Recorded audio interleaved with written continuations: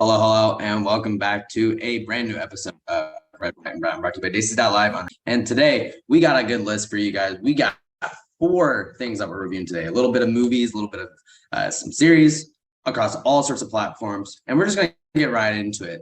This first movie, we're starting off with a bang. We're talking about Faraaz, which came out in the theaters, and it's been a pretty good week for the theaters, or I would say a pretty good start to 2023 because, as you guys know, we reviewed Shah Rukh Khan last week with Pathan. Great movie, was one of the highest grossing in the US. And we're back with another great film. We're going to be talking about Faraaz. And you actually got the chance to watch this live. What was the experience? What was the movie like? Actually, I had read the reviews before I went in, so I was expecting something special, but I hadn't made up my mind because I hadn't watched it till now. So, if you know how Bollywood movies are, Michael, Bollywood movies have this larger than life guy who's a hero, who stands up to everything, who kicks ass, who literally beats people up, song and dance around a tree, and ultimately he's a Superman and he is able to do everything. If you're looking for that kind of a movie, Faraz is just not that movie. Definitely not. Faraz is a very, very understated, very detailed storytelling of a horrific terror attack that happened in Bangladesh capital Dhaka's Holey Artisan bakery, which is situated in the diplomatic area of Dhaka. And this happened 7 years ago. And what happened that day was that five young men walked into this bakery and they started killing people at random. They asked people whether they were Muslim or not, and people who were not Muslim were were shot dead by them. More than 22 people died. So this is actually based on a book called Holey Artisan, a journalistic investigation, a book that investigates this entire story. And the movie is by ace director Hansal Mehta. And this is a story of what happened exactly. So the movie starts with this entire, an apartment where there are these five kids, and they're like you and I, Michael. They talk in Hindi and English mixed. Sure. They they abuse. They use the words, that you and I use in normal conversation. They wear jeans. They're literally you and I, Sure. and they're fighting over chicken, and they're fighting about who gets more biryani to eat, and so they're kids, and we know that they all live in an apartment. They have a mission to go to, but we don't know what the mission is, right? So the movie starts off with a whole lot of mystery about these five kids, and they're led by this guy called this actor called Aditya Raval, and he plays a guy called Nibras in the movie. So then they show in another frame. There's this kid who has been accepted at Stanford, and he doesn't want to go to Stanford, so he tells his mom, "I want to stay back in Bangladesh and work." So he's the kind of this down to earth guy. And then he tells his mom, "Okay, I'm going to this cafe to meet with my friends. I'll see you later." And so they show the scene of the cafe where the guy's sitting with two girls who are his friends. One of them is wearing really short shorts, and the other one is wearing something on her wrist, which a thread on her wrist, which normally Hindus wear. So between all three, they're talking, and suddenly the five youth walk in and they start shooting people randomly. And they take hostages the entire cafe. They try to figure out who's Muslim, who's not. They figure it out by asking them to recite Quran verses, and people who are not Muslim, they start killing them. So there's this entire ideology that this young guy in jeans has, and his ideology is that people have destroyed the whole essence of Islam, and we're here to take it back. So, and that's why we're killing people who are un-Islamic in any way or form. Then he sees this guy, so they see each other, and apparently they know each other. He recognizes the guy, said, "Oh, you're the royal family of Bangladesh. Your name is Faraz Hussain. No, who doesn't know you?" And then Faraz is shocked to see him there because they play football together. So So then we realized that probably these 5 kids also come from elite backgrounds because of the language they speak and the education they seem to have gotten, but they're highly brainwashed.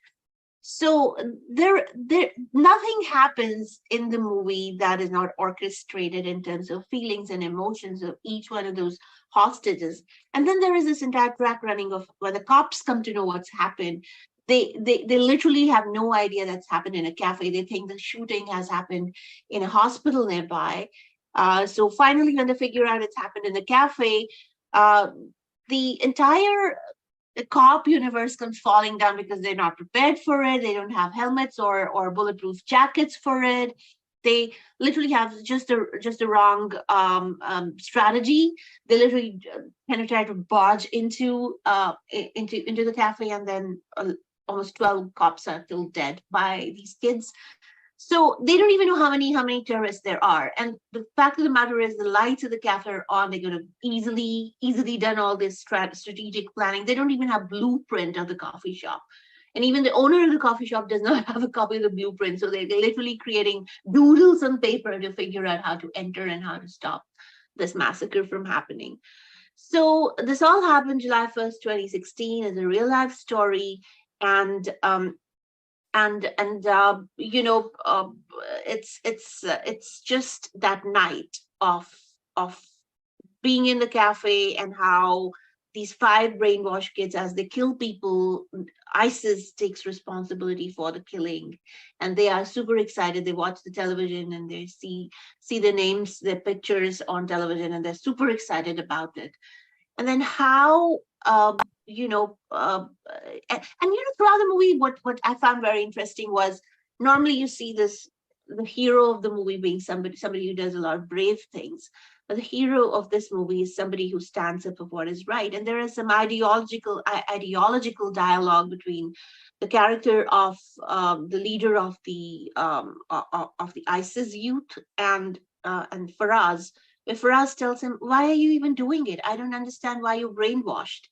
And the guy says, "I'm not brainwashed. You are brainwashed. You don't even know what real Islam is." He says, "You're not interpreting Islam right." And the guy just doesn't listen to him. He's so highly brainwashed. But then they tell him that he can go because he's Muslim, but he doesn't want to leave his female friends behind with these people. So he said, "I'm not going to go. I'm going to stay with my female friends." And he stands up to them, and it's just that bravery of the guy in trying to tell him that, "I'm going to stay back because I'm going to take my religion back from you. You don't define Islam. Gun-toting people do not define Islam." So that entire thing is based on a real life incident, and the guy did get killed. He was posthumously awarded awarded several peace prizes, but he died in this accident trying to be with his friends so that they are safe. And he literally stood up for them, for the ideology. So a very underrated movie, very expertly shot. The humanity that the kids show, the 5 kids who are brainwashed by ISIS show, in parts. I mean, they're respectful towards the elders. They give water to kids. So all of those moments are there, but it's not something that evokes. It's designed to evoke empathy from the audience. It's really not designed for that. It's just designed. For some reason, I started hating them even more because they were not reasonable. So it's a very the director knew what he was doing with every character, every move, every dialogue, and what he was trying to get out of his audience was done extremely well. So he got what he wanted from the audience, and I guess the audience got what they want. They finally see a Bollywood movie where the hero is not the Bollywood type who's spinning dialogues or has a lot of screen time. In fact, he doesn't.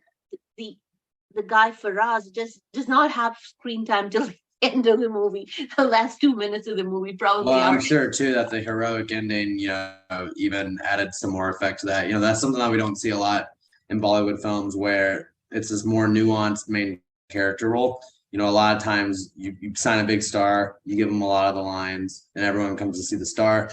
but this is a case where they design a very well crafted story with a lot of nuance into it. And so I think this one did fairly well. I think people reacted in that way as well. Yeah, the reviews are fabulous. But I have to say one thing. The one person who really captured my attention through the movie was Aditya Rawal, who played Nibras, the main terrorist.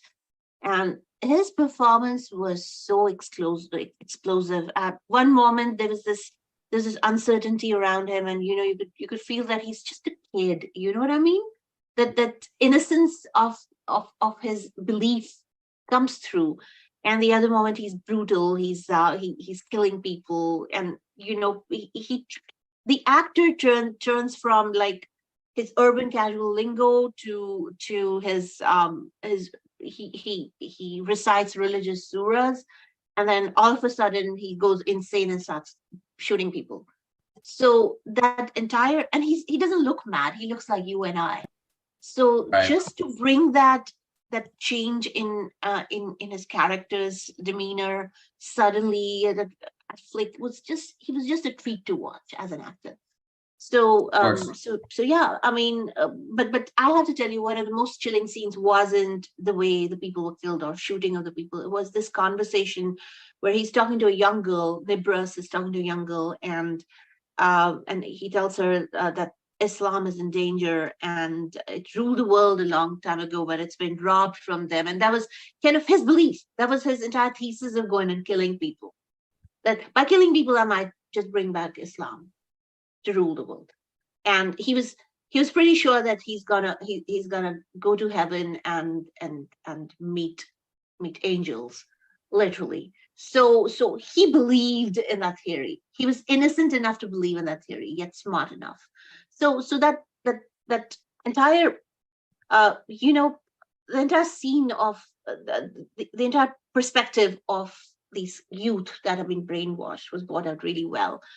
And I think Adar Faraaz did tell a very compelling story in a very compelling manner. It does pay homage to real heroes, and these real heroes do not wear capes and